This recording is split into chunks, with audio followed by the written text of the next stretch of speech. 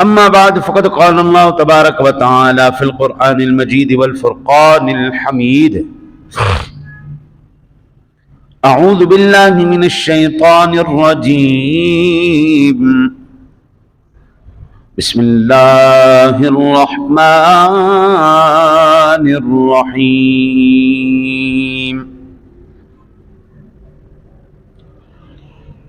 والله جعل لكم من أنفسكم أزواجا وجعل لكم من أزواجكم بنين وحفدة ورزقكم من الطيبات أفبالباطل يؤمنون وبنعمة الله هم يكفرون صدق خالق مولانا العظيم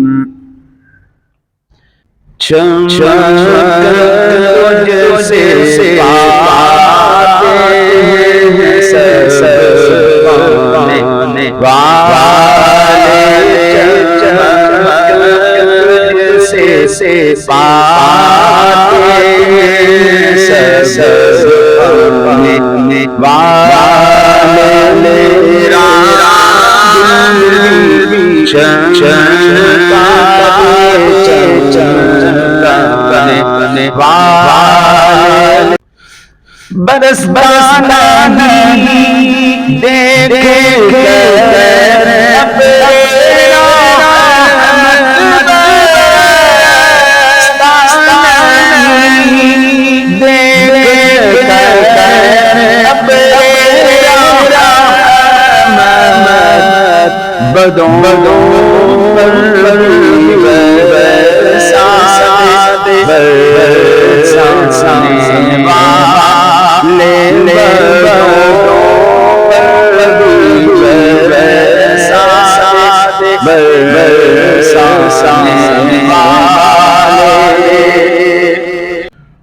تو زندہ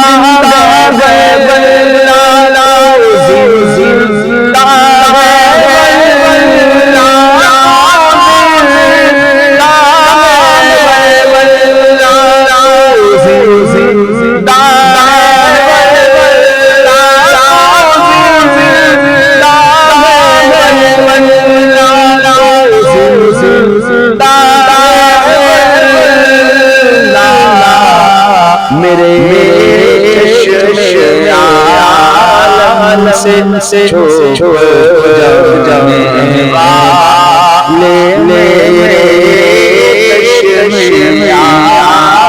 والے سے چھوڑ جانے والے اور تیرا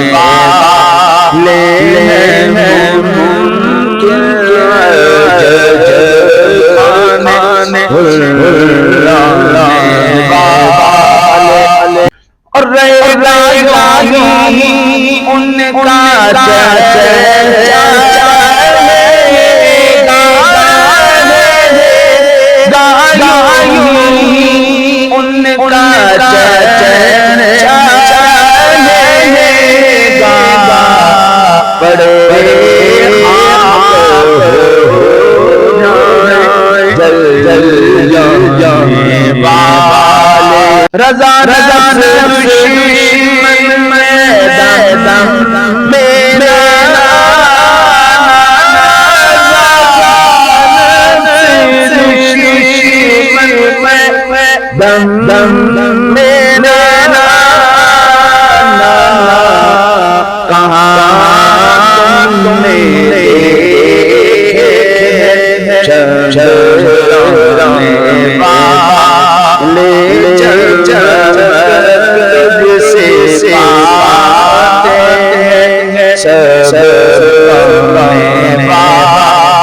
اللہ وحدہ لا شریک کے پاک کلام کی تلاوت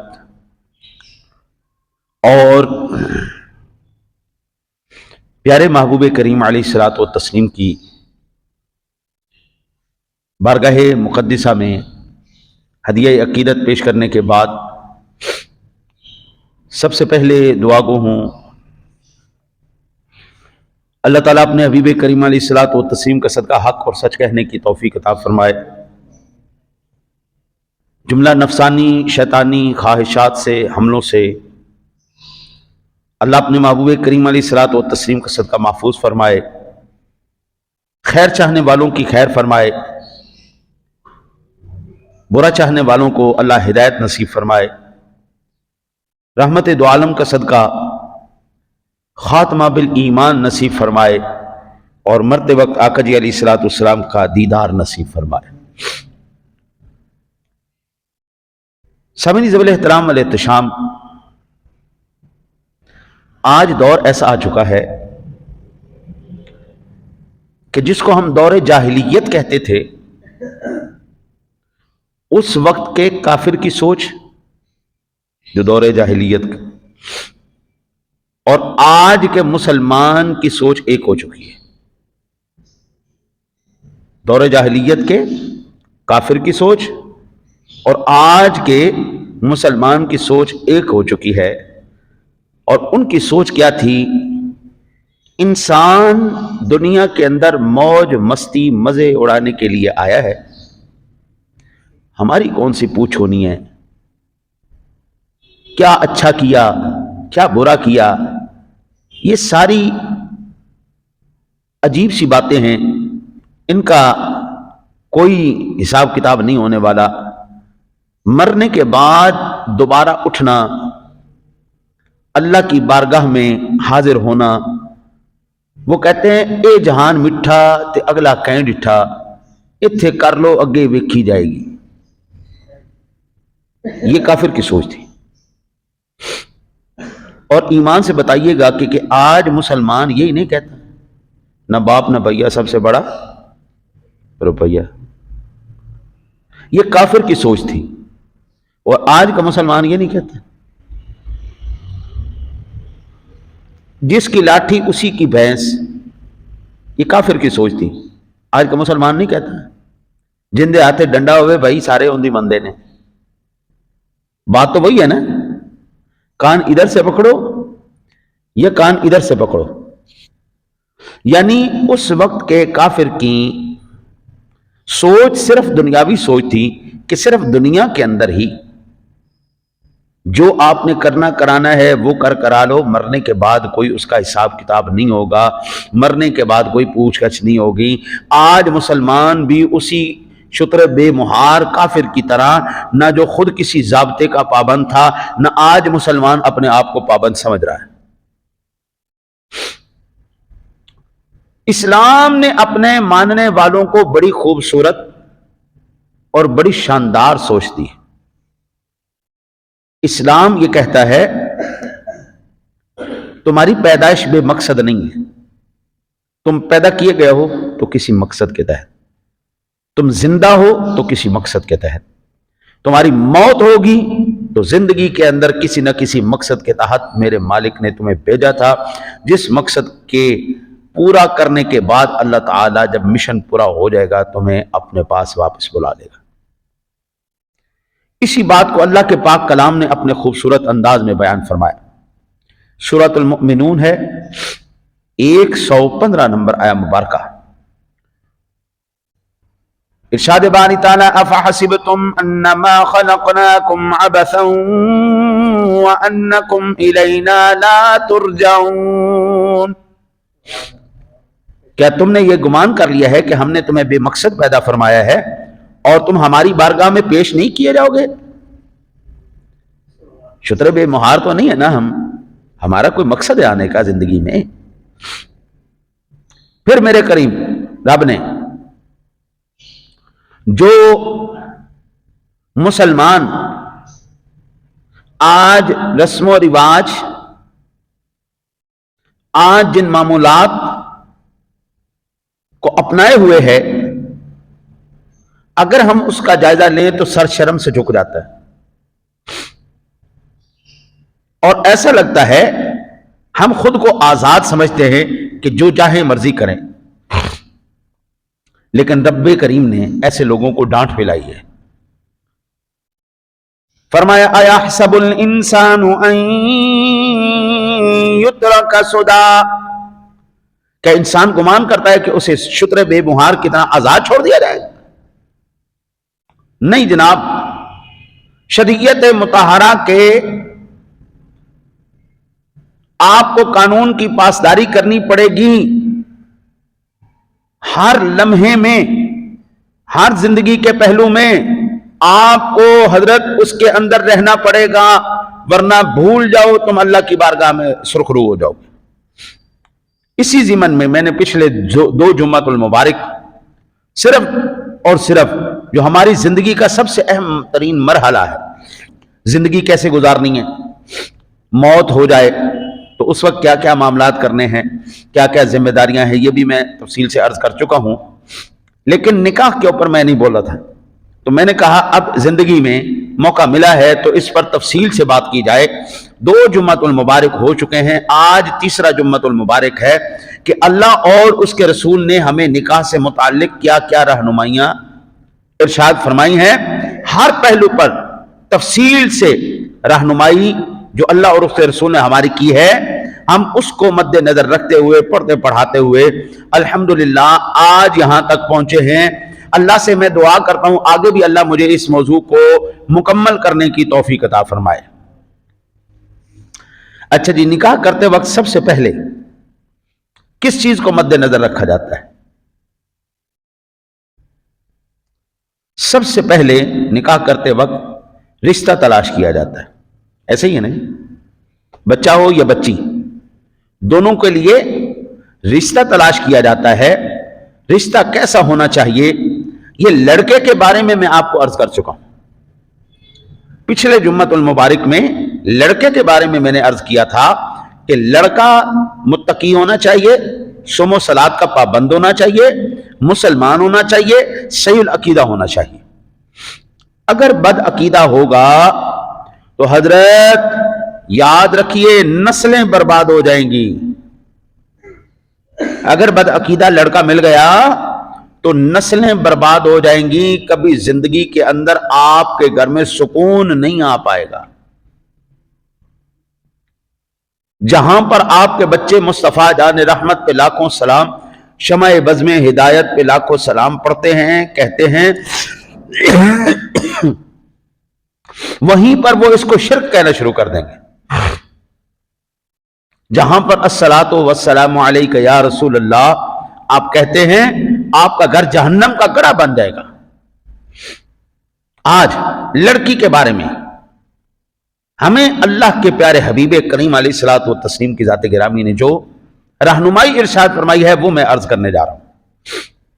حضرت سیدنا ابو ہریرہ رضی اللہ تعالی عنہ کی ذات گرامی روایت کرنے والے ہیں، میرے آقا جی اعلیٰ نبینا علیہ الصلوۃ والسلام نے ارشاد فرمایا، تنکح المرأۃ لاربع، لمالها ولحسبها ولجمالها ولدینها، فاظفر بذات الدین تربت یداک۔ یہ صحیح مسلم شریف کے اندر 1466 نمبر پر اور صحیح بخاری شریف میں 5090 نمبر پر یہ حدیث پاک موجود ہے۔ میرے آقا جی اعلیٰ نبینا علیہ الصلوۃ والسلام نے فرمایا، عورت کے ساتھ نکاح 4 اوصاف کی وجہ سے کیا جاتا ہے۔ عورت کے ساتھ نکاح 4 اوصاف کی وجہ سے کیا جاتا ہے۔ پہلا، اس کے مال کے سبب۔ جس لڑکی سے نکاح کیا جا رہا ہے امیروں کی بیٹی ہے، پیسے والی ہے، نکاح کریں گے، پیسہ آئے گا، مکان گاڑیاں آئیں گی، بندہ جناب اس لیے نکاح کرتا ہے کہ چلو جناب ہمارا غربت جو ہے ختم ہو جائے گی۔ حالانکہ غریبوں کے رشتے امیروں کی لڑکیوں کے ساتھ نہیں ہوتے، ان کا سٹینڈرڈ اور ہے، ان کا سٹینڈرڈ اور ہے، لیکن تمنا ہر ایک کی ہوتی ہے کہ ایک امیر زادی مل جائے جس کی وجہ سے سارے ہمارے گھر کے معاملات سیدھے ہو جائیں۔ دوسرا، ولی جمالہا، آقا جی نے فرمایا اس کے حسن و جمال کے پیش نظر، رشتہ بڑا خوبصورت ہے، لڑکی بڑی خوبصورت ہے، حسن و جمال کی پیکر ہے، ہاں جی، ہاتھ لائیں میلی ہوندی ہے، لہذا ایسی خوبصورت لڑکی دے نال ہر ایک بندے دی تمنا ہے کہ میں نکاح کرا. ہر ایک شخص کی یہ تمنا ہے میری بیوی خوبصورت ہو, دنیا کی حسین ترین عورت ہو, اور اس سے بڑھ کر اور کوئی حسین نہ ہو. تیسرا میرے آقا جی نے فرمایا والی دینی ہا, اور دین کی خاطر بچی بڑی شریف ہے, دیندار گھرانے سے ہے, شریف لوگ ہیں, ماں باپ صوم و صلات کے پابند ہیں, بچی مذہبی گھرانے سے ہے, لہذا ہم اس کے ساتھ اس لیے نکاح کر رہے ہیں. میرے آقا جی علی نبینا علیہ الصلوۃ والسلام کی ذات گرامی نے فرمایا ایک وجہ یہ ہے کہ اس کے خاندان کے سبب, بڑا خاندان ہے جی, اونچا خاندان ہے, لہذا ان کے ساتھ ہم نکاح کریں گے. چار, یہ میرے آقا جی علی نبینا علیہ الصلوۃ والسلام نے ارشاد فرمایا اگر تم مجھ سے پوچھتے ہو کہ کس سے نکاح کیا جائے تو آقا جی نے فرمایا بذات الدین تربت یداکا, اللہ کے بندو دین والی بچی کے ساتھ نکاح کرنا, کامیاب ہو جاؤ گے, ورنہ بہت زیادہ پریشانی اٹھانی پڑے گی. امیروں کی بچیاں جناب ناکو چنے چبا دیتی, ان کے نخرے, ان کے خرچے, ان کے معاملات عام بندے کی سمجھ سے باہر ہے. جس لڑکی نے جوتا 7-7 لاکھ روپے کا پہننا ہے, جس کی ایک وقت کا کھانا 50-60 ہزار روپے کا ہے, تو وہ 25-30 ہزار والے کے گھر آئے گی, اس کے گھر بسے گی. لیکن جس بندی نے, جس عورت نے دین پڑھا ہوا ہے, وہ صبر و شکر کا سبق پہلے لے کے آئے گی. اس کے انداز, اس کے نخرے پریشان نہیں کریں گے. پھر میرے آقا جی اعلیٰ نبینا علیہ الصلوۃ والسلام نے ارشاد فرمایا کہ اگر تم پریشانی سے اور ناکامیابی سے بچنا چاہتے ہو تو دین والی لڑکی سے لازمی نکاح کرنا. یہ مسلم اور بخاری شریف کی حدیث پاک ہے. منقول ہے کہ جو کسی عورت کے ساتھ فقط مال کے لالچ میں شادی کرے, جو بندہ شادی اس لیے کرتا ہے کہ میں مالدار ہو جاؤں گا, گاڑیاں آئیں گی, بنگلے آئیں گے, گھر آئیں گے, پیسہ آئے گا, اللہ تعالیٰ اس کا فقر بڑھا دیتا ہے اور غریب کر دیتا ہے. جو اپنے ہاتھ ہوتا ہے اس سے بھی ہاتھ دھو بیٹھتا ہے.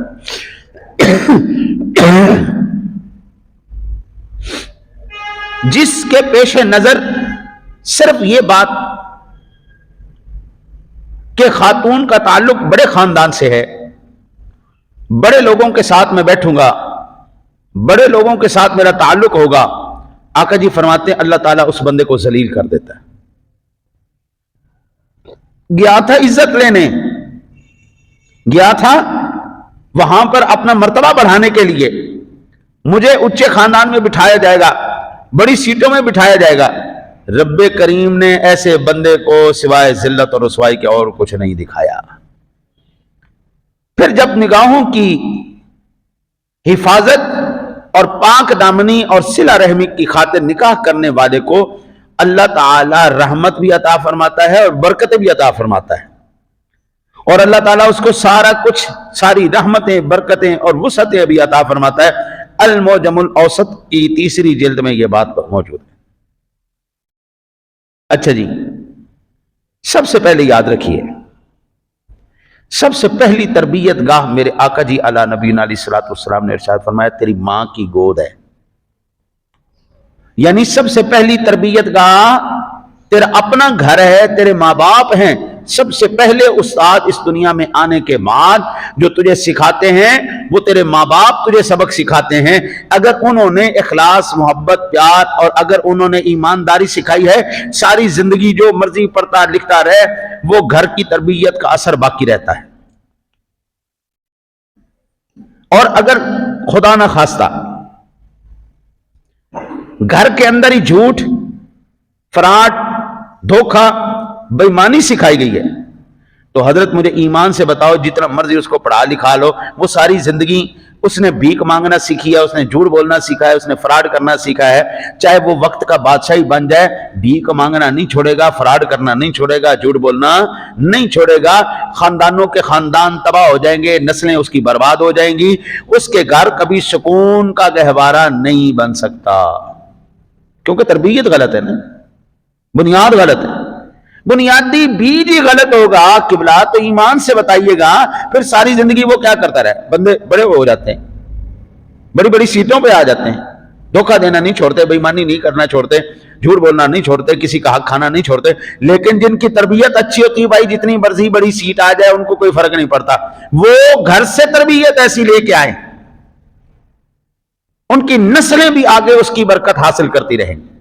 اب ایک خوبصورت ترین واقعہ کہ اگر آپ کی تربیت اچھی ہے، اولاد نیک ہے، اللہ تعالیٰ اس کا اجر کیسے عطا فرماتا؟ یہ واقعہ تاریخ دمشق کی جلد نمبر 70 میں 70 صفحہ نمبر 252 سے میں آپ کی بارگاہ میں عرض کر رہا ہوں۔ حضرت سیدنا امیر المؤمنین عمر فاروق اعظم رضی اللہ تعالیٰ عنہ ایک بازار سے گزرے، وہاں پہ آپ نے دیکھا ایک عورت دودھ بیچ رہی ہے، سوق اللیل بازار کے وہاں سے گزرے تو ایک عورت دودھ بیچ رہی تھی، اور دودھ میں ملاوٹ کی عادت آج کی نہیں ہے، یہ اس وقت بھی موجود تھی۔ دودھ میں ملاوٹ کرنا یہ صرف آج کے دور کے گجر کی یا دودھی کی عادت نہیں ہے، اس وقت بھی ایسی تھا۔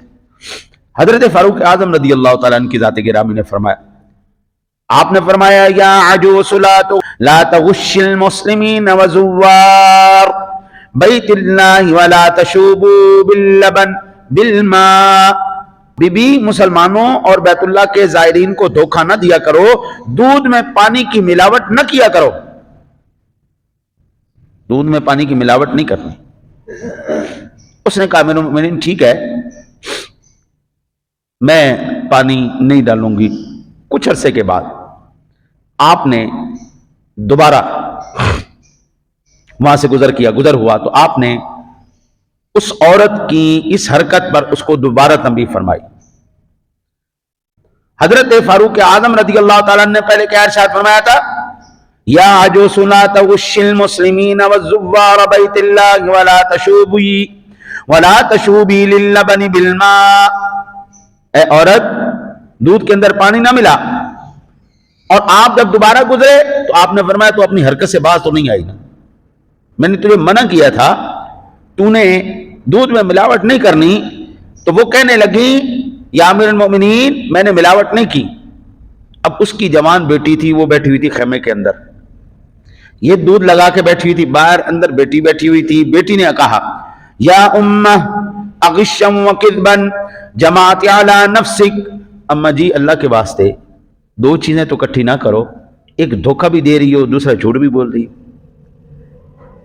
ایک دھوکہ بھی دے رہی ہو، دودھ میں پانی کی ملاوٹ کی کہہ رہی ہو کہ میں نے نہیں ملاوٹ کی، اوپر سے جھوٹ بھی بول رہی ہو میں نے کیا نہیں۔ اماں جی اللہ کے واسطے یہ دو چیزیں اپنے اندر جو اللہ کو ناپسند ہے ایسی نہ کرو۔ جو سچا آدمی ہو نا جی، آج جو بات سچی کرے، جو سیدھی کرے، اس کا حشر کیا ہو رہا ہے آپ کو پتہ ہے نا؟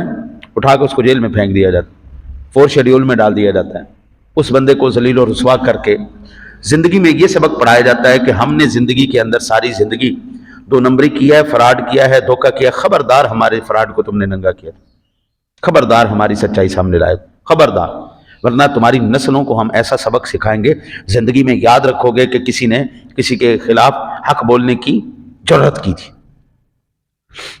حضرت سیدنا فاروق اعظم رضی اللہ تعالیٰ عنہ کی ذات گرامی نے جب یہ دیکھا کہ یہ بچی کتنی اچھے کردار کی مالک ہے، اگرچہ ماں بھی ہے، اس نے ماں کا پردہ نہیں رکھا، اس نے سچ بات کی، اماں 2 چیزیں نہ کٹھی کر، دھوکہ بھی دے رہی، جھوٹ بھی بول رہی، یہ 2 چیزیں کٹھی نہ کرو۔ فاروق اعظم رضی اللہ تعالیٰ عنہ کی ذات گرامی نے وہ پسند کر لیا، اور آپ نے پھر رشتہ بھیجا، فرمایا مجھے اللہ تعالیٰ نے 2 بیٹے دیے، ایکم یتزوج هذه فلعل اللہ یخرج منها نسمۃ طیبۃ مثلها، میرا بیٹا تو مجھے پسند آ گئی، تیرا کردار مجھے پسند آیا، تیری سچ گوئی مجھے پسند آئی، بیٹا میں چاہتا ہوں یہ میرے 2 بیٹے ہیں، جو تجھے پسند ہے بتا، میں اس کے ساتھ تیری شادی کر دوں گا۔ ایسی پاکیزہ کردار والی اگر ماں ہوگی تو اللہ تعالی ایسی اولاد کو ہمیشہ نیک اور صالح اولاد عطا فرمائے گا۔ حضرت فاروق اعظم رضی اللہ تعالیٰ عنہ کی ذات گرامی کے صاحبزادے کے ساتھ سیدنا عاصم نام تھا ان کا، سیدنا عاصم نام تھا۔ اللہ تعالیٰ نے کرم کیا، آپ کے اس شہزادے کے ساتھ ان کی شادی ہو گئی۔ پھر اسی خاتون کو اللہ تعالیٰ نے ام عاصم بنت عاصم بن عمر عطا فرمایا۔ حضرت عمر رضی اللہ تعالیٰ عنہ کے پوتی پیدا ہوئی، ہاں جی، بیٹے کی بیٹی پوتی پیدا ہوئی، اور یہ وہ بیٹی تھی، یہ وہ بچی تھی جن کی گود میں اللہ تعالیٰ نے خلیفہ عادل سیدنا عمر بن عبد العزیز رضی اللہ تعالیٰ عنہ کو پیدا کیا۔ اس بیٹی کی گود میں اللہ نے عمر بن عبد العزیز عطا فرمایا۔ اور عمر بن عبد العزیز کون ہے؟ وہ کہتے ہیں کہ اس روئے زمین پر اگر فاروق کی عدالت، سیدنا فاروق اعظم رضی اللہ تعالیٰ عنہ کے بعد کسی نے اگر زمانہ نبوت کو یاد کروایا ہے یا زمانے نے جس کے عدل کو دیکھا ہے، وہ عمر بن عبد العزیز ہے۔ یہ وہ بندہ ہے، اللہ تعالیٰ نے ایسا بیٹا عطا فرمایا۔ اگر قبلہ ماں کردار والی ہوگی، اللہ کی قسم اللہ وحدہ لا شریک کردار والی اولاد بھی عطا فرمائے گا۔ اگر ماں باپ کردار والے ہیں، تربیت اچھی ہے، تو اللہ تعالیٰ ہمیشہ اس اولاد کے اندر برکتیں رکھتا ہے، رحمتیں رکھتا ہے۔ اگر اولاد برکت والی نہیں ہے تو قبلہ چھوڑ دے، پھر آگے اگر خود ماں باپ برکت والے نہیں، اولاد کہاں سے برکت والی ہے؟ پھر ہے جو سب سے زیادہ برکت والا نکاح، جس کو میرے آقا جی اعلیٰ نبینا علیہ الصلوۃ والسلام کی ذات گرامی نے ارشاد فرمایا۔ ہماری عادت یہ ہے، ہمارے ہاں سب سے زیادہ نکاح، اچھا نکاح کہ بہترین شادی اس کو کہی جاتی ہے جس شادی کے اندر ہزاروں کاریں آئیں، بہت بڑا ہال ہونا چاہیے، بہت بڑے کھانے کا انتظام ہونا چاہیے، پھر ہمارا خاندان، ہمارا گھر، ہماری شادی کہلاتی ہے۔ اگر سادگی کے ساتھ کر دی تو کہنا غریب لوگ نے جی، انہوں نے کوئی کچھ ہے ہی نہیں سی، انہوں نے کی اگے جڑا ہے نا جی، غریباں دی شادی غریب۔ لیکن ام المؤمنین امی جی عائشہ صدیقہ طیبہ طاہرہ، سچے باپ کی سچی بیٹی، مسند امام احمد کے اندر 24,529 نمبر پر یہ روایت موجود ہے۔ اماں جی ارشاد فرماتی ہیں کہ میرے سر کے تاج، صدر کائنات، فخر موجودات، جناب رسالت مآب صلی اللہ علیہ وسلم کی ذات گرامی کا فرمان عالی شان ہے، ان اعظم النکاح برکتن ایسرہ مؤونتن، سب سے بڑی برکت والا نکاح وہ ہے جس کا بوجھ سب سے کم۔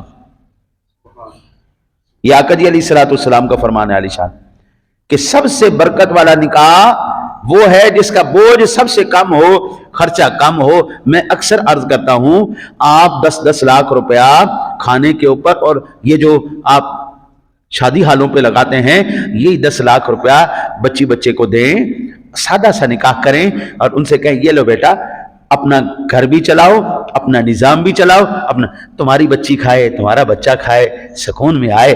آپ 20-20 لاکھ روپیہ آپ شادی حالوں میں لگا دیں، ہیں جی، وہاں پر پیسے اڑا دیں اور سارا سلسلہ کریں۔ ساڑھے پنجابی کہتے ہیں نہ تھی لکھے نہ پتر لکھے، نہ اس سے فائدہ بیٹی کو ہوا نہ فائدہ بیٹے کو ہوا، صرف علاقے میں واہ واہ بلے بلے ہو گئی۔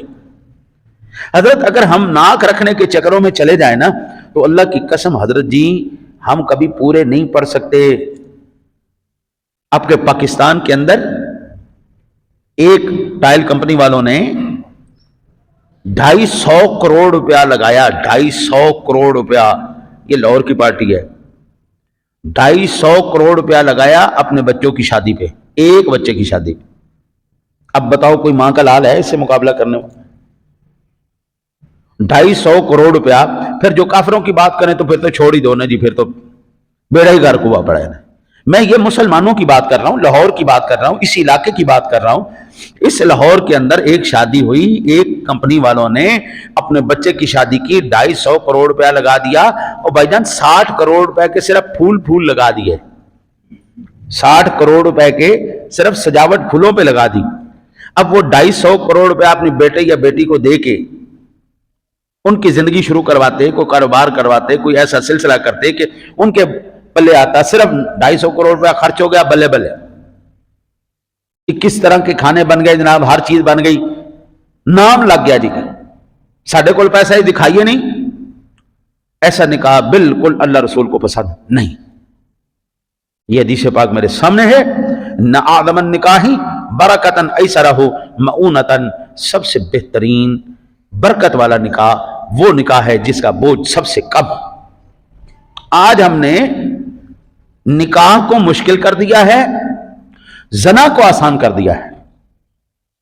حق یہ ہونا چاہیے نکاح بالکل آسان ہو، ماں باپ اس کے آئیں، قریبی 2-4 بندے ان کے بلائیں، 2-4 بندے ان کے آ جائیں، ماں باپ آئیں، لڑکی لڑکے کو بٹھائیں، جو آپ نے 20-20 لاکھ روپے ادھر خرچ کرنا ہے، دونوں کا نکاح کر کے ان کو لو بیٹا اپنی زندگی شروع کرو، اللہ کا نام ہے، یہ سب سے بہترین نکاح ہے۔ اچھا جی، نبی اکرم صلی اللہ علیہ وسلم نے ایک جملہ ارشاد فرمایا جس میں بوجھ سب سے کم ہو، اس میں بہت کچھ بیان کر دیا گیا۔ اب اس کے اندر سے پہلا جو نقطہ ہمیں ملتا ہے وہ یہ ہے کہ حق مہر بہت زیادہ نہیں ہونا چاہیے، حق مہر بہت زیادہ نہیں ہونا چاہیے۔ جس نے زیادہ دینا ہے، اللہ کے حبیب کی ذات مبارکہ سے ہمیں اس کی بھی دلیل ملتی ہے، اور جس کا کم ہونا چاہیے اس کے بارے میں۔ حق مہر کتنا مقرر کیا جائے، میں اکثر عرض کرتا ہوں، بالکل رتے ماشی تولے کے ساتھ اگر آپ کہنا تو 30.618 گرام چاندی کی مروجہ قیمت یہ کم سے کم ہونا چاہیے۔ سادہ لفظوں میں آپ سے کہوں، یہ بنتا ہے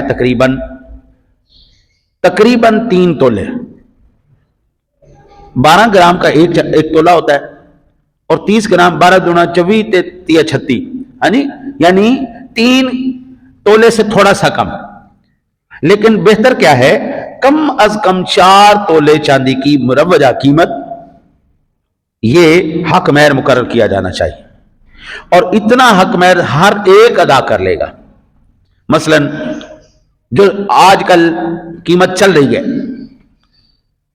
جو لکھنے میں آ رہی ہے وہ ہے 6200 یا 300 روپیہ، لیکن جو بکنے میں آ رہی ہے، لکھنے میں اور ہے، بکنے میں اور ہے، جو بکنے میں آ رہی ہے وہ ہے 7200-300 روپیہ۔ اگر ہم راؤنڈ فگر کر کے 7000 روپیہ کریں، 7 دونی 14 تے دونا 28، یعنی 28000 روپیہ کم از کم ایک لڑکی کا حق مہر ہونا چاہیے۔ اب 28000 روپے ایسی قیمت ہے جو ہر ایک ادا کر سکتا ہے، غریب سے غریب آدمی بھی، امیر سے امیر آدمی بھی۔ لیکن اگر یہ چیز نہ رکھی جائے تو پھر آپ اندازہ کریں نکاح کیسے منعقد ہوگا۔ کم سے کم کتنا ہوا، 28000 روپے دو، آپ احتیاطاً 30000 روپے کر لیں، تو 30000 روپے بھی کسی کو سے کہا جائے، غریب سے غریب آدمی بھی 30000 روپے پڑ۔ لیکن ایک بندہ ہے جو ٹھیک ٹھاک وہ بندہ ہے، پیسے والا ہے، اس کے کاروبار ٹھیک ٹھاک ہے، اس کے لیے 1-2 لاکھ روپے کوئی معنی نہیں رکھتا، تو اب وہ کہتا ہے جی میں نے زیادہ دینا ہے، اپنی مرضی سے دینا ہے، تو اس کے لیے آقا جی اعلیٰ نبینا علیہ الصلوۃ والسلام کی ذات گرامی کا عمل مبارک، آقا جی علیہ الصلوۃ والسلام کی ذات گرامی نے اپنی تمام ازواج کو 500 درہم، کتنا، 500 درہم آپ نے حق مہر عطا فرمایا۔ 500 درہم کا مطلب ہے 1530.9، 1530.9، یعنی سادہ لفظوں میں 128 تولے، 127.575 بنتا ہے، ٹھیک ہے نا جی، یعنی 127 تولے چاندی آقا جی نے اپنی ایک زوجہ کو دی۔ اور اگر اس کو ہم آج کی جو ہے وہ قیمت کے مطابق اس کو کریں تو اللہ آپ کی خیر کرے کہ بنے گا 8,93,025 روپے، یعنی 9 لاکھ روپے۔ 8 سے 9 لاکھ روپے دینے دو، حضور کی سنت ادا کرو۔ اب میں ایک زمانے سے میں یہ مسئلہ بھی بیان کر رہا ہوں، یہ میں نے مروجہ قیمت کے مطابق آپ کو بتایا کہ اتنی قیمت حضور نے اپنی ازواج کو، کم سے کم بھی میں نے بتا دیا اور زیادہ کی بھی میں نے آپ کو عرض کر دی۔ اب میں آج تک نہ جی یہ مسئلہ کتنی مرتبہ میں نے اپنے جمعوں میں بیان کیا، اور اس لیے بیان کرتا ہوں زیادہ سے زیادہ لوگ اس کو سنیں اور اس کو آگے بتائیں تاکہ پتہ چلے کہ شرعی حق مہر کتنا ہوتا ہے۔ عمریں گزر جاتی، اب میں نے آپ کو سمجھایا، آپ کو کوئی مشکل آئی ہے یہ سمجھنے میں مسئلہ کہ کم سے کم کتنا حق مہر ہونا چاہیے؟ چلو بتاؤ کم سے کم کتنا حق مہر ہونا چاہیے؟ بتاؤ یار۔ چاندی کو یاد رکھو، چاندی، بس آپ چاندی کو یاد رکھیں، قیمت آپ نکال لیں گے، آپ چاندی کو یاد رکھیں۔ جو بالکل اہم رتیاں تولے ماشے یہ سارے کاؤنٹ کرنا چاہتا ہے نا، تو 3 تولے سے تو بھائی نیچے آنا ہی نہیں، احتیاطاً 4 تولے چاندی یا حق مہر ہے۔ اب اس کی آپ قیمت نکال لیں، کم سے کم اتنا تو دے سکتے ہیں نا، اتنا تو کوئی غریب نہیں ہے کہ آج کے لحاظ سے 28,000 روپے بن رہا ہے، اتنا غریب تو کوئی نہیں ہوتا کہ حق مہر میں 28,000 بھی نہیں دے سکتا، اتنا تو غریب کوئی نہیں ہوتا۔ تو کم سے کم حق مہر کی قیمت کتنی بنی؟ 4 تولے چاندی، بس اس کو یاد رکھو۔ اور حضور سرور دو عالم صلی اللہ علیہ وسلم کی ذات گرامی نے کتنی چاندی دی؟ 500 درہم، یعنی 128 تولے۔ 128 تولوں کو آج کی قیمت کے مطابق آپ کر لیں، 8.5 لاکھ روپے سے زیادہ بن رہا ہے، 8 لاکھ 9 لاکھ روپے، جس کو جتنی ہے ہمت دے، ہاں نہیں؟ تو اب یہ کوئی اگر آپ کے ساتھ گڑبڑ کرنے کی کوشش، لکھو جی اے جڑے نا جی، لکھو شرعی حق مہر لکھو، شرعی حق مہر لکھو، اور ان کے ذہن میں شرعی ہوتا ہے 32 روپے، ذہنوں کے اندر آج تک 32 روپے ان کے دماغ میں لگا ہوا ہے۔ میرے ابا جی رحمۃ اللہ تعالیٰ علیہ کی جو پہلی تنخواہ لگی تھی وہ 5 روپے تھی۔ 5 روپے کے اندر 2.5 روپے میں پورے مہینے کا راشن آ جاتا تھا، پورے مہینے کا راشن آ جاتا تھا 2.5 روپے میں، اور پورے مہینے کا راشن آنے کے بعد پھر وہ روپیہ، 1.25 روپیہ، 1.5 روپیہ وہ بچا لیتے تھے۔ یہ 5 روپے یہ اس وقت کے 32 روپے ہیں، یہ اس وقت کے 32 روپے ہیں۔ اس لیے میں عرض کرتا ہوں کہ جو معیار ہے آپ اس کو دیکھیں، معیار ہے چاندی، معیار ہے سونا، تو آپ اس کو مد نظر رکھیں۔ اب اس وقت کے 32 روپے آج کے 2.5 لاکھ روپے بن رہے ہیں، 2.5 لاکھ روپے، تو ہم لکھتے ہیں پھر 2.5 لاکھ روپے دو۔ پھر مجاہدین جب زیادہ حق مہر لکھ دیا جاتا ہے، پھر اس کا نقصان یہ ہوتا ہے، پھر وہ اپنی بیوی سے کہتا ہے آپ میرا حق مہر مجھے معاف نہیں کر دیتی، ہم نے اکٹھے ہی رہنا ہے ساری زندگی، تم نے میرا ہی کھانا ہے، تو چلو میرا حق مہر معاف کر دو۔ وہ پھر معاف کرواتے ہیں، بلیک میل کرتے ہیں، ایموشنل بلیک میل۔ اللہ تعالیٰ نے آپ کو اتنا بھی غریب نہیں بنایا کہ آپ اپنی بیوی کا حق نہیں دے سکتے۔ اگر آپ اپنی بیوی کا ہی حق مار رہے ہو، اللہ اولاد میں کیسے برکت رکھے گا، اللہ گھر میں کیسے سکون رکھے گا؟ اس لیے وہ رکھو جو ادا کر دیا جائے۔ اب آج کے حساب سے 28,000 سے 30,000 روپے حق مہر رکھا جائے، کوئی ایسا نہیں جو حق مہر سے دوڑے گا، کوئی ایسا نہیں۔ ہمارے دور کے اندر 5,000 روپے، جب میری شادی ہوئی 5,000 روپے تولہ سونا تھا، 5,000 روپے تولہ سونا تھا۔ اس وقت 1,000 روپے میرا حق مہر تھا، اور آج 4.5 لاکھ روپے سونا ہو چکا ہے۔ اب خود اندازہ کر لو کہاں پہ سونا چلا گیا، یہ چاندی کہاں پہ چلی گئی۔ اس وقت کے دور کے اندر بھی کم از کم جو حق مہر شرعی تھا اس سے زیادہ میں نے ادا کی۔ اور کبھی کبھی جلال میں آ جائیں، بیگم صاحب ہے نا جی، دنیا کے اندر بندہ ہر ایک سے مناظرہ جیت سکتا ہے، ہر ایک سے مقدمہ جیت سکتا ہے، گھر والی سے نہیں جیت سکتا۔ دنیا کے اندر بندہ ہر ایک سے جیت جائے گا، کوئی ایسا نہیں۔ وہ ٹرمپ ہی نا ایک باری کھڑا ہو جاتے، وہ بڈی نو ہاتھ پاڑ لگا بڑی چپ کرو. میں کہ لو دنیا دی سپر پاور دا صدر صاحب ہی جناب ایتھے ٹھوس ہویا پیا جی. بھئی دنیا کی جتنی مرضی سپر پاوریں ہوں، تو سپر پاور ہے تو چل پڑا، میں تیری بڈی ہوں چل. اور میری بیگم صاحب حالانکہ میں نے موقع پہ بھی ادا کیا پھر بھی مجھے فرماتی تھی آپ نے میرا حق مہر نہیں دیا، میں پھر دے دیتی تھی. اور 3-4 باری لین تو بعد جدو انہوں دا دل ہوئے خرچہ کرن دے حق مہر نہیں دیا آپ نے، لو جی پھر لے لو. تو ایسا کبھی دے دینا چاہیے. گھر والی ہے وہ ضائع تو نہیں کرے گی نا، گھر میں ہی لگائے گی، بچوں پہ ہی لگائے گی، تو یہاں پہ خرچ کرو بلا دھڑک ہو کے دو. ٹھیک ہے جی آپ کریں جی، لو جی قبول فرماؤ جی. تو کم از کم کتنا حق مہر ہے؟ 4 تولے چاندی. کتنا حق مہر ہے؟ یہ یاد رکھ لیں. اس کو آپ نے بھی یاد رکھنا ہے، آگے بھی دینا ہے. یہ ہم نے احتیاطاً لکھا. اور زیادہ حضور نبی کرم صلی اللہ علیہ وسلم نے اپنی ازواج کا حق مہر کتنا رکھا؟ 128 تولے چاندی. 128 تولے چاندی یہ حضور نے اپنی ازواج کو حق مہر. حضور دے سکتے تھے، حضور دے سکتے تھے. جو دے سکتا ہے وہ یہ دے. اگلی بچی بھی خوش ہوئے کہ میں جس گھر گئی ہوں میری عزت ہوئی ہے، اگلے نے میرا مان رکھے عزت. حضرت شرائط پر کبھی گھر آباد نہیں ہوتے. میں نے اکثر گھر دیکھے ہیں جنہوں نے شرائط دبا دبا کے ہمارے فارموں پہ لکھوائی ہیں لیکن وہ گھر آباد نہیں ہو پائے. گھر آباد ہوتے ہیں سب سے پہلے اللہ اور اس کے رسول کے قانون کا احترام کرنے پر، دوسرا لانے والی کا احترام کرنے پر. لانے والی کا احترام کرو گے گھر آباد رہے گا.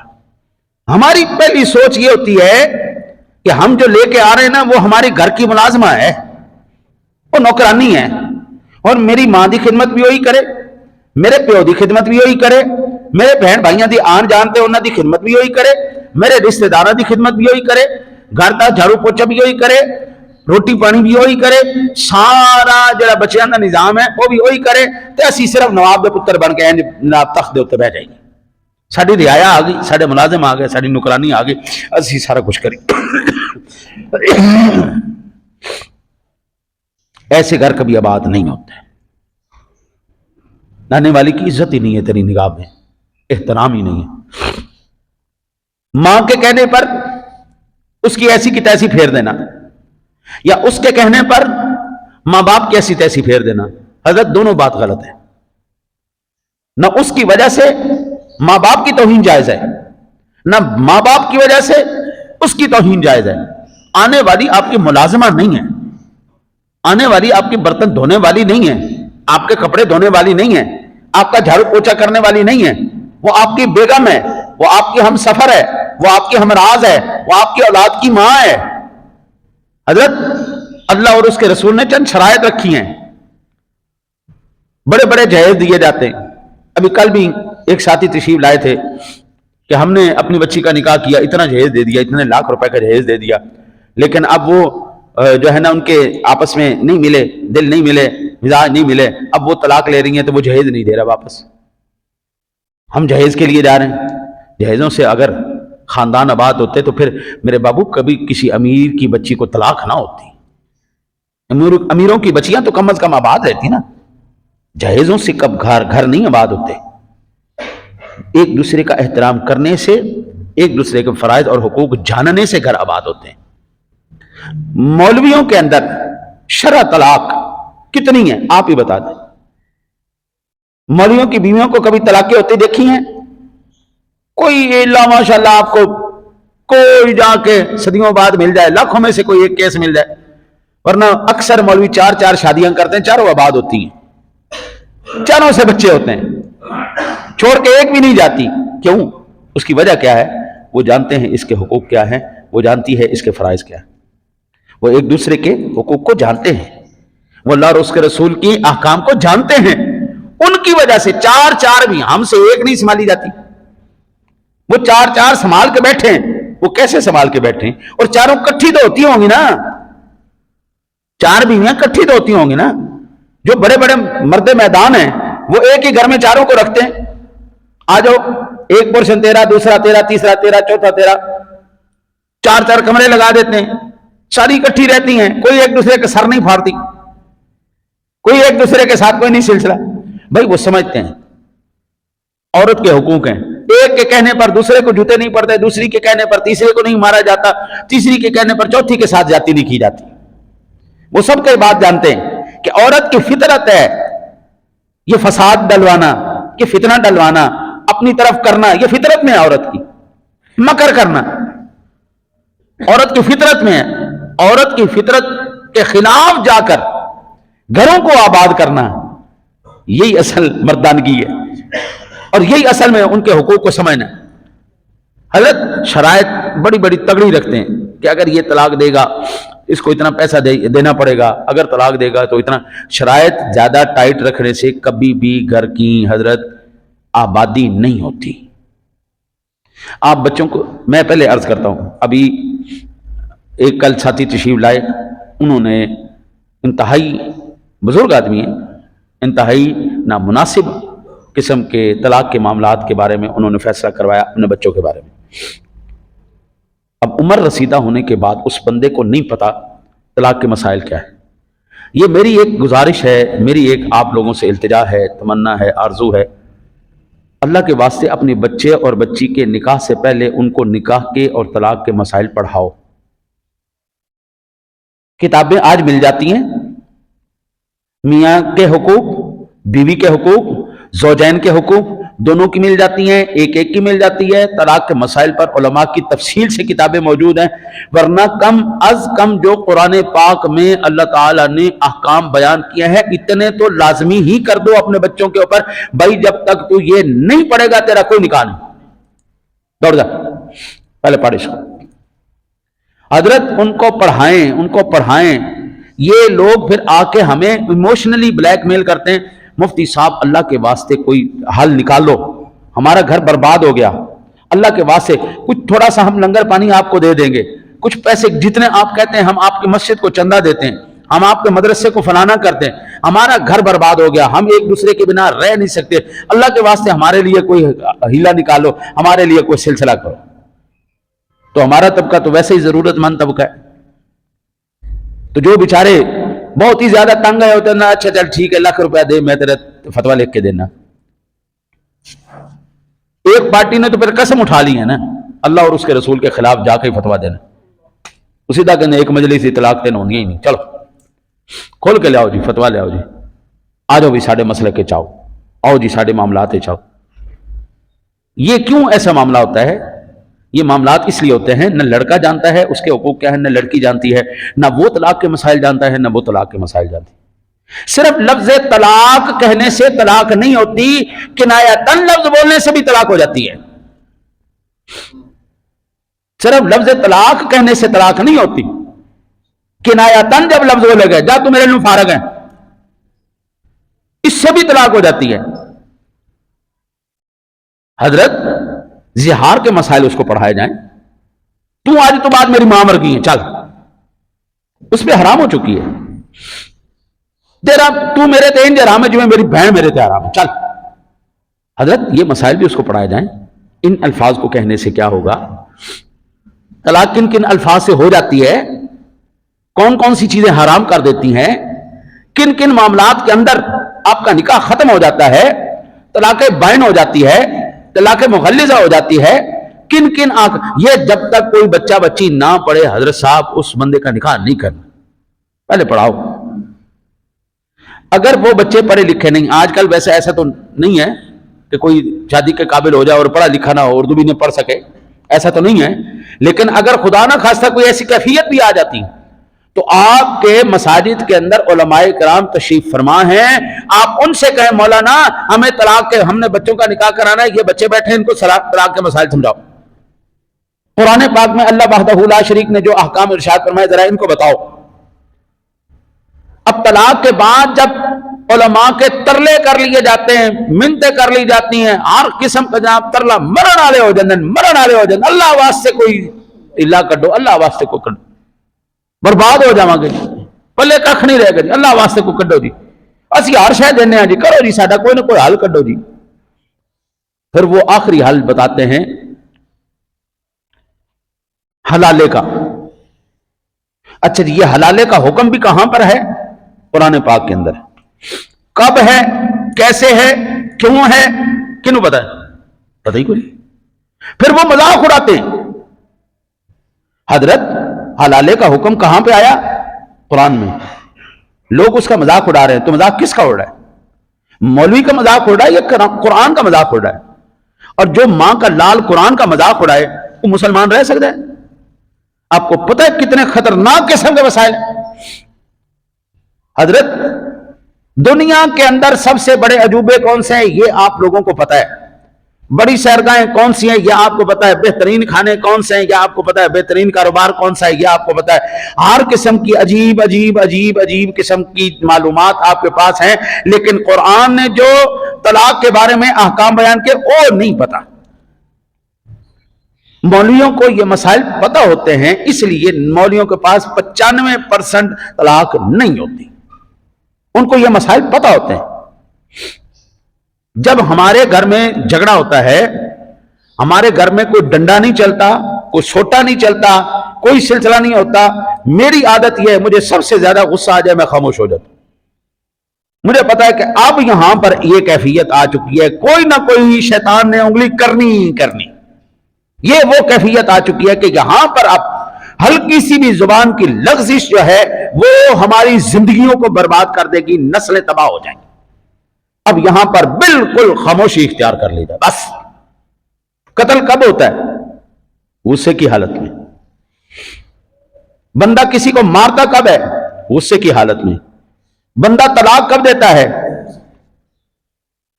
اور پھر کہتے ہیں جی غصے کی حالت میں تو طلاق ہی نہیں ہوتی.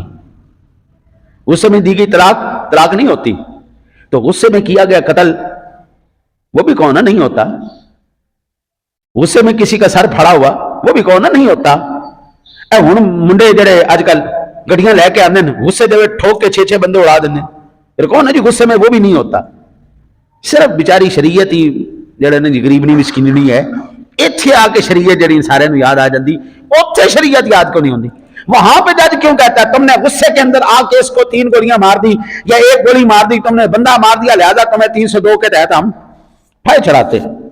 ادھر کہنا تھا نا جج صاحب کیا کر رہے ہیں, خدا کا خوف کریں, لڑکا غصے میں تھا, اس کو پتہ ہی نہیں تھا میں کیا کر رہا ہوں, میں نے تو مار دیا اس کو. حضرت صاحب یہ کبھی بھی عذر قبول نہیں کیا جائے گا. غصہ دراصل جہالت ہے. غصہ دراصل جہالت ہے. طلاق تک نوبت پہنچ جانا یہ دراصل جہالت ہے. پھر طلاق 1 نہیں 2 نہیں سیدھیاں 3 ٹھا. پھر سارے جناب فتوے ہاؤس تفارے اورلم پرلم نسے پھر دن راتی کوئی ٹائم نہیں دیکھ دے جناب. ایک خاتون دا فون آیا راتی 2 بجے, میں سخت نیند دے اندر جناب فون تے فون میں کہ اللہ خیر ہوئے ایک کی بنا جی میری 60 سال عمر ہے جی, میرے بندے نے مینوں 3 طلاقاں دیتی ہیں, ہن دسو میں کی کرا. میں کہ تہاڈا خانہ خراب ہو جائے. 60 سال تیری عمر ہے, بچیاں دے بھی بچے ہو گئے نے, انہیں 3 طلاقاں دیتی ہیں, ہن تو میرے کول پوچھ رہی. یہ جہالت ہے. آپ نے فرقہ واریت کو سیکھ لیا,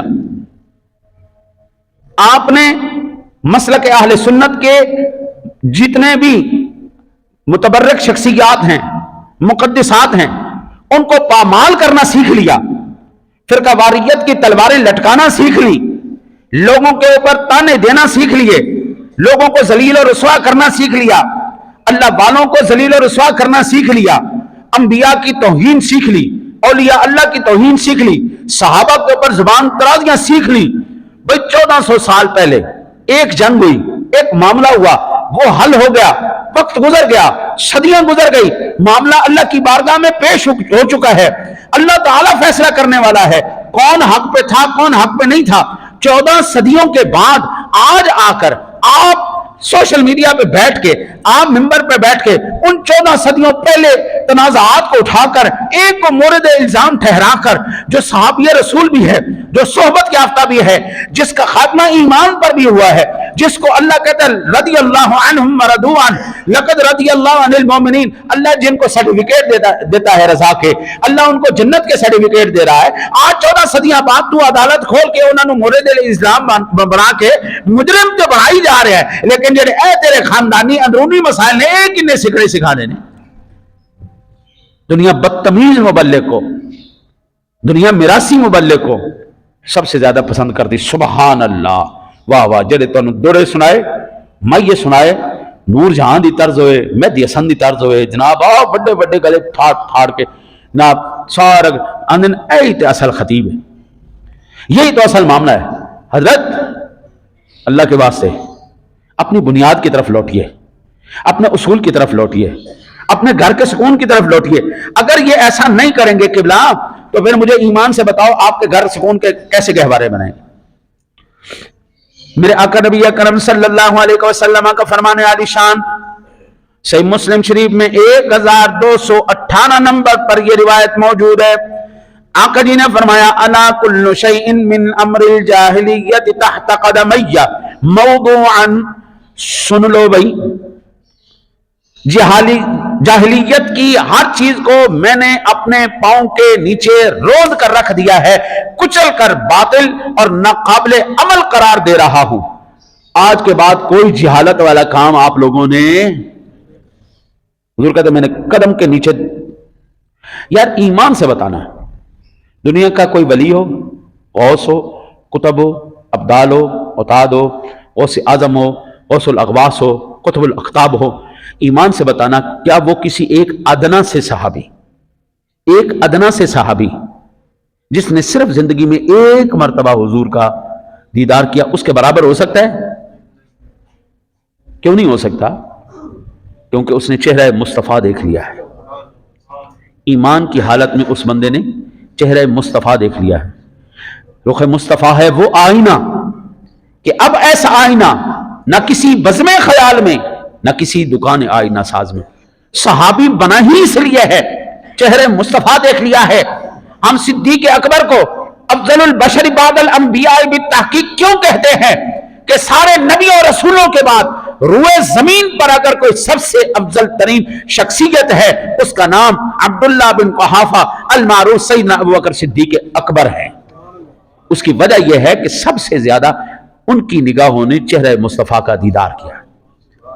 کاتبین وحی میں سے اگر کوئی صحابی ہو, آج کا کوئی ٹچا سا مولوی, آج کا کوئی ٹچا سا فدو سا مذہبی سکالر جس کی صرف فین فالنگ جو ڈیجیٹل ہو, جی حقیقت میں کچھ بھی نہ ہو, وہ اٹھا کر آج صدیق اکبر کی ذات پر تان کرے, وہ فاروق اعظم کی ذات پر تان کرے, وہ عثمان غنی کی ذات پر تان کرے, وہ علی المرتضیٰ کی ذات پر تان کرے, وہ میری تیری ماں جان اما جی عائشہ پر تان کرے, وہ کاتب وحی امت کے مامو جان سیدنا میرے معاویہ پہ تان کرے, وہ کی پدی دا شوربا ذات دی کوڑ کلی چھتیرن جپے اے تیری اوقات ہے تو انہوں دی ذات بولے. 14 صدیاں گزر چکی ہیں, یہ معاملات طے ہو چکے ہیں. آج ان معاملات کو دوبارہ اکھیڑنے کی ضرورت نہیں ہے. اللہ نے تجھ سے نہیں پوچھنا کہ تو نے کیا فیصلہ کیا ہے, تیرے فیصلے پر میں فیصلہ دوں گا. نہیں, میرے رب کی اپنی عدالت ہے, وہ خود فیصلہ کرے گا کون صحیح تھا کون غلط تھا. رب کعبہ کی قسم ہے, میرے مصطفیٰ کا اگر کسی نے ایک مرتبہ بھی دیدار کیا ہے وہ قطعاً جنتی ہے. ایمان پر جس کا خاتمہ ہو, یہ تو وہ ہستیاں ہیں جن کے ایمان کی گواہیاں, جن کے لیے برکت کی دعائیں میرے مصطفیٰ خود چلتے کرتے گئے. حضور نے فرمایا کل نسب وحسب ینقطع الا حسبی و نسبی. پوری دنیا کے ہر ایک بندے کا حسب ہو نسب ہو, سادہ لفظوں میں رشتہ داری ہو یا یاری ہو, ختم ہو جائے گا مرن تو بعد, کتاب بند. لیکن میری یاری بھی زندہ رہے گی, میری رشتہ داری بھی زندہ رہے گی, میری یاری بھی میرے نال رہے گی, میری رشتہ داری بھی میرے نال رہے گی. اللہ کی قسم میں خود مدینے میں جا کر دیکھ کے آیا ہوں.